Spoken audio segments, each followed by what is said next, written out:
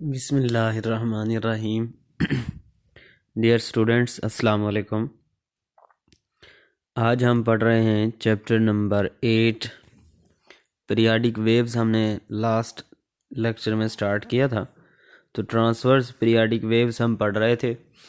उसका कुछ हिस्सा हमारा रह गया था जिसमें हमने पाथ डिफरेंस और फेज़ डिफरेंस के बारे में पढ़ना था और इन दोनों के दरमियान रिलेशन क्या होता है इसके बारे में पढ़ना था। तो पहले तो हम देखते हैं कि जो पाथ डिफरेंस है वो क्या होता है। जैसे हमारे पास ये एक वेव है, ये जो हमारे पास हमें वेव नज़र आ रही है ये वाली, इसमें ये वेव की जो लंबाई होती है उसको हम बोलते हैं वेव लेंथ। जैसा कि ये हमने एक वेव बनाई है, इसमें आपको पता है ये नोड है, ये एंटी नोड है, ये फिर नोड है, ये फिर एंटी नोड है, ये फिर नोड है। ये नोड और एंटी नोड के दरमियान वेव की लंबाई का जो डिफरेंस है उसको हम बोलते हैं पाथ डिफरेंस। जैसे यहाँ पर इधर से लेकर इधर तक जो फासला है वो किसके बराबर है, लैम्डा बाई 4 के। तो नोड और एंटी नोड के दरमियान जो पाथ डिफरेंस है वो कितना हो गया, लैम्डा बाई 4। तो दो पॉइंट्स के दरमियान रास्ते की लंबाई का जो फ़र्क होगा उसको हम बोलेंगे पाथ डिफरेंस। इसी तरह अगर ये नोड है और ये एंटी नोड है, इनके दरमियान एंगल का कितना फ़र्क है उसको हम बोलेंगे फेज़ डिफरेंस। जैसे यहाँ पे एंगल कितना होता है 0, यहाँ पे 90, इस जगह पर 180, यहाँ पर क्या होता है 270 और इस जगह पर 360। तो ये इनके फेज़ हैं। भाई इस पॉइंट का फेज़ कितना है 0, इस पॉइंट का फेज़ कितना है 90, ये 180, 270, 360। तो ये पहले नोड और इस नोड एंटी नोड के दरमियान में जो हमारा आ गया फेज़ डिफरेंस वो कितना आ गया 90 का। ये नोड और एंटी नोड के दरमियान फेज़ डिफरेंस कितना हो गया एंटी नोड। ये किसी भी पॉइंट पर अगर आप देख लें तो हर नोड और एंटी नोड के दरमियान में जो फेज़ डिफरेंस होगा वो 90 डिग्री का होगा और पाथ डिफरेंस लैम्डा बाई 4 का होगा। अब दो पॉइंट्स के दरमियान अगर हमें पाथ डिफरेंस का पता हो तो हम उससे फेज़ डिफरेंस निकाल सकते हैं, और अगर फेज़ डिफरेंस का पता हो तो पाथ डिफरेंस निकाल सकते हैं। तो पाथ डिफरेंस और फेज़ डिफरेंस के दरमियान ये रिलेशन है phi is equal to 2 pi by lambda x. X जो है वो दो पॉइंट्स के दरमियान डिस्टेंस होगा। अगर हमें दो पॉइंट्स के दरमियान पाथ डिफरेंस यानी डिस्टेंस का पता चल जाए तो हम उससे फाई यानी फेज़ डिफरेंस, उन दोनों के दरमियान एंगल का कितना फ़र्क होगा ये पता लगा सकते हैं। जैसे ये सी पॉइंट है और ये डी पॉइंट है। अगर हम इसको देखें, अगर इसकी मीन लेवल को हम अगर शो करें तो ये इसका मीन लेवल है। एक और डायग्राम बना लेते हैं। जैसे ये हमारे पास वेव है, ये ए पॉइंट है और ये हमारा बी पॉइंट है। वैसे तो हमें पता है ये नोड है और ये एंटी नोड है, इनके दरमियान में फेज़ डिफरेंस जो है वो 90 डिग्री है। और अगर इनके दरमियान में फासले को देखें तो वो कितना है, लैम्डा बाई 4। पाथ डिफरेंस का हमें पता चल गया लैम्डा बाई 4। तो अब इससे फेज़ डिफरेंस निकालते हैं। ये जो हमने फार्मूला यूज़ किया हुआ है फाई, तो इसमें हम पुट करेंगे 2 पाई बाई लैम्डा और मल्टीप्लाई एक्स की जगह पर क्या पुट करना है, डिस्टेंस, और डिस्टेंस कितना था लैम्डा बाई 4। तो ये लैम्डा से लैम्डा कट गया, 2 से ये आ गया पाई बाई 2। और आपको पता है ये पाई बाई 2 जो है वो किसके बराबर होता है, 90 के। पाई जो है वो 180 के बराबर होता है, तो पाई बाई 2 किसके बराबर आ गया, 90 के। तो इस फार्मूले से जो है वो आप फेज़ डिफरेंस की वैल्यू फाइंड कर सकते हैं। मज़ीद ये जो हमारे पास डायग्राम है इसमें आप देख सकते हैं भी हमारे पास एक सी पॉइंट है, एक डी पॉइंट है, एक फिर सी पॉइंट है, फिर हमारे पास डी पॉइंट है। तो ये जो दो पॉइंट्स हैं सी वाले, एक सी है और दूसरा सी डैश है, इन दोनों का फेज़ सेम है। ये सेम पॉइंट पर यानी सेम टाइम पर ये एंटीनोड होंगे और सेम टाइम पर ये इनका जो है ना डिस्टेंस ख़त्म हो जाएगा, क्योंकि ये स्ट्रिंग है, एक रस्सी है जो ऐसे ऊपर नीचे मूव कर रही है। तो अगर हम देखें तो सी पॉइंट कहाँ पर है, अगर यहाँ से शुरू हो रही है वेव तो इस सी पॉइंट का फेज़ 90 है और यहाँ पर हमारी वेव ख़त्म हो जाती है, ये फिर से नई वेव शुरू होती है। तो सी डैश का फेज़ भी 90 है और सी का फेज़ भी 90। इसी तरह ये डी फेज़ और ये डी डैश पॉइंट, इन दोनों का फेज़ भी क्या होगा, सेम होगा। अगर आप डायग्राम बनाएं खुद और उसके ऊपर उसका फेज़ जो है वो वैल्यू लिखते जाएं तो आप देख सकते हैं कि सी और सी डैश, डी और डी डैश दोनों का फेज़ जो है वो सेम होगा। तो यहाँ पे कुछ हमें कंडीशन बताई गई है भी कौन से दो पॉइंट्स जो हैं वो इन फेज़ होंगे यानी फेज़ सेम होगा, और कौन से दो पॉइंट्स जो हैं वो आउट ऑफ फेज़ होंगे यानी उनका फेज़ जो है वो सेम नहीं होगा। तो ऐसे points, the points separated from one another through distance lambda, 2 lambda, 3 lambda are in phase. ऐसे पॉइंट्स जिनके दरमियान फासला जो है वो एक वेवलेंथ के बराबर हो, 2 वेवलेंथ या 3 वेवलेंथ एंड सो ऑन, यानी इंटीग्रल मल्टीपल ऑफ वेवलेंथ होना चाहिए।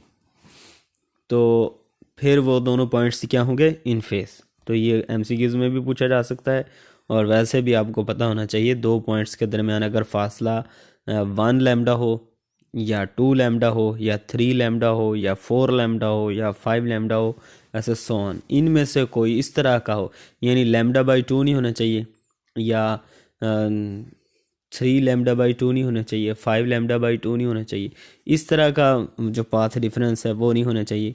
पाथ डिफरेंस किस तरह का होना चाहिए, लैम्डा या 2 लैम्डा या 3 लैम्डा, इस तरह का होगा तो फिर वो दोनों पॉइंट्स जो हैं वो इन फेज़ होंगे यानी उनका फेज़ सेम होगा। जैसे ये सी और C point, C dash point है, दोनों का फेज़ 90 दोनों का फेज़ 90 है और पाथ डिफरेंस जो है वो कितना होगा, अगर आप पाथ डिफरेंस निकालें तो ये लैम्डा आएगा, क्योंकि ये क्रस्ट और ये क्रस्ट है, ये भी एक क्रस्ट के ऊपर मौजूद है, ये दूसरे क्रस्ट के ऊपर मौजूद है, और आपको पता है दो क्रस्ट का दरमियानी फासला एक वेवलेंथ के बराबर है।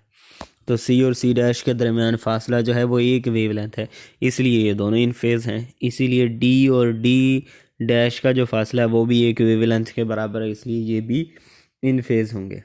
लेकिन अगर हम सी और डी के दरमियान देखें तो सी और डी के दरमियान फासला जो है वो कितना है, लैम्डा बाई 2, ये लैम्डा बाई 4 ऊपर वाले का, फिर यहाँ से यहाँ तक ये लैम्डा बाई 4, इन दोनों का जमा करेंगे तो लैम्डा बाई 2 आएगा। तो हम देख सकते हैं कि कौन से पॉइंट्स आउट ऑफ फेज होते हैं यानी फेज सेम नहीं होता। The points separated from one another थोड़ा distance lambda by 2, 3 lambda by 2, 5 lambda by 2 are out of phase. अगर दो पॉइंट्स के दरमियान जो फासला है वो लैम्डा बाई 2 हो या 3 लैम्डा बाई 2 हो या 5 लैम्डा बाई 2 हो, तो वो पॉइंट्स क्या होंगे, आउट ऑफ फेज होंगे। तो ये एमसीक्यूज़ के हवाले से आपने याद रखना है भी ये इन फेज़ पॉइंट्स कौन से होते हैं और आउट ऑफ फेज़ पॉइंट्स कौन से होते हैं। तो अब हम अपने दूसरी टाइप पे चलते हैं। पीरियाडिक वेव्स की हमने दो टाइप्स पढ़ी हैं, एक ट्रांसवर्स पीरियाडिक वेव है और दूसरी हमारे पास लॉन्गिट्यूडनल पीरियाडिक वेव्स हैं। लॉन्गिट्यूडनल वेव्स का दूसरा नाम जो है वो कंप्रेशनल वेव्स होता है, इसलिए लॉन्गिट्यूडनल पीरियाडिक वेव्स को हम कंप्रेशनल पीरियाडिक वेव्स भी कहेंगे। तो पीरियाडिक, पहले तो हम ये पढ़ते हैं लॉन्गिट्यूडनल वेव्स कौन सी होती हैं। ट्रांसवर्स वेव्स तो वो थी जिनमें मीडियम के पार्टिकल्स की वाइब्रेटरी मोशन जो है वो वेव की मोशन के परपेंडिकुलर होती है। जैसा कि हमने देखा कि एक रस्सी में, स्ट्रिंग में जो पैदा होने वाली वेव्स हैं, वेव किस तरफ को जा रही होती है, रस्सी के एक एंड से दूसरे एंड की तरफ, जबकि रस्सी यानी मीडियम के पार्टिकल्स किस तरफ को मूव कर रहे होते हैं, ऊपर नीचे। तो मीडियम के पार्टिकल्स की मोशन को देखें और वेव की मोशन को देखें तो वे दोनों एक दूसरे के परपेंडिकुलर होते हैं। ऐसी वेव्स को हम ट्रांसवर्स वेव्स का नाम देते हैं। और अगर ये वेव्स एक ख़ास टाइम के बाद बार बार रिपीट हो रही हूँ तो ऐसी वेव्स को हम ट्रांसवर्स पीरियाडिक वेव्स का नाम देंगे। जबकि लॉन्गिट्यूडनल पीरियाडिक वेव्स कौन सी होंगी, लॉन्गिट्यूडिनल पीरियाडिक वेव्स ऐसी वेव्स होती हैं जिसमें मीडियम के पार्टिकल्स की जो वाइब्रेटरी मोशन होती है वो वेव की मोशन की सिमत के पैरेलल होती है। यानी जिस सिमत में वेव मूव कर रही होती है उसी सिमत में मीडियम के पार्टिकल्स आगे पीछे मूव कर रहे होते हैं। ऐसी वेव्स को हम लॉन्गिट्यूडिनल या कंप्रेशनल वेव्स का नाम देते हैं। जबकि अगर ये वेव्स बार बार सेम टाइम के बाद रिपीट हो रही हों तो ऐसी वेव्स को हम लॉन्गिट्यूडिनल पीरियाडिक वेव्स का नाम देंगे।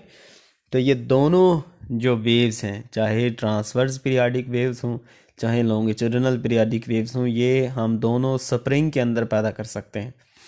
तो अगर हम एक स्प्रिंग के साथ, जैसे हमने पिछले टॉपिक में मास स्प्रिंग सिस्टम के साथ हमने एक रस्सी को बांध दिया था और स्प्रिंग को हम क्या कर रहे थे, वर्टिकली हम उसको खींच कर छोड़ देते हैं तो वो ऊपर नीचे मूव करता है। जबकि रस्सी में जो वेव्स पैदा होती हैं वो हम देखते हैं कि ट्रांसवर्स वेव पैदा होती हैं।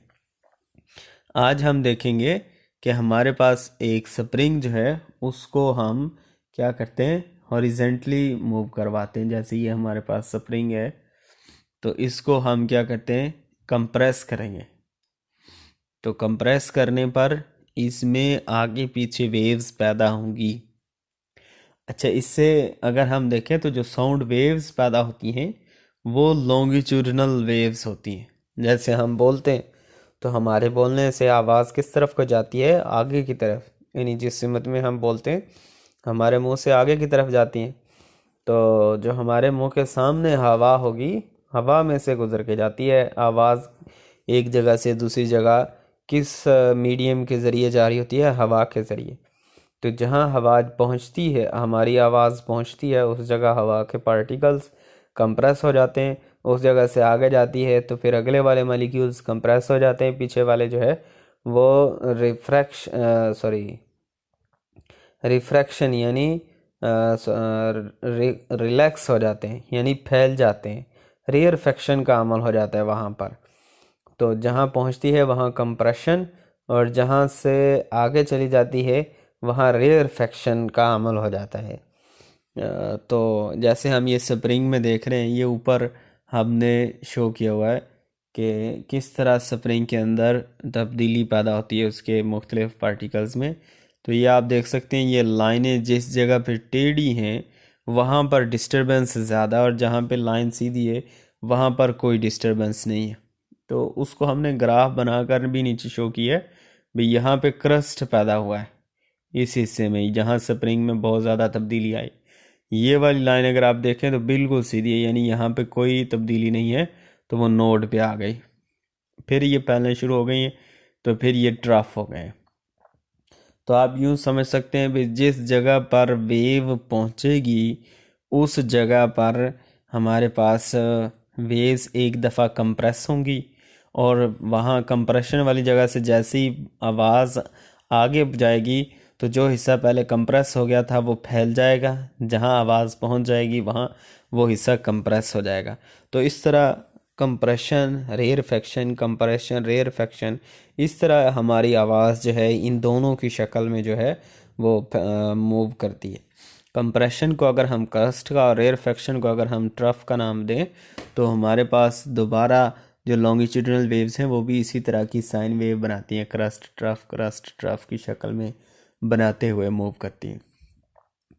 तो फ़र्क सिर्फ दोनों में इतना है, ट्रांसवर्स पीरियाडिक वेव में और लॉन्गिट्यूडिनल पीरियाडिक वेव में, कि मीडियम के पार्टिकल्स की जो वाइब्रेटरी मोशन होती है उसका फ़र्क है।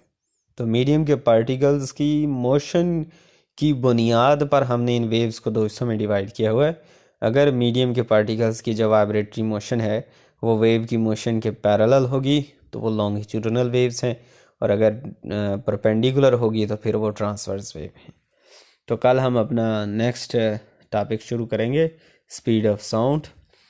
तो आज का हमारा टॉपिक मुकम्मल हो गया। ओके, अल्लाह हाफिज़।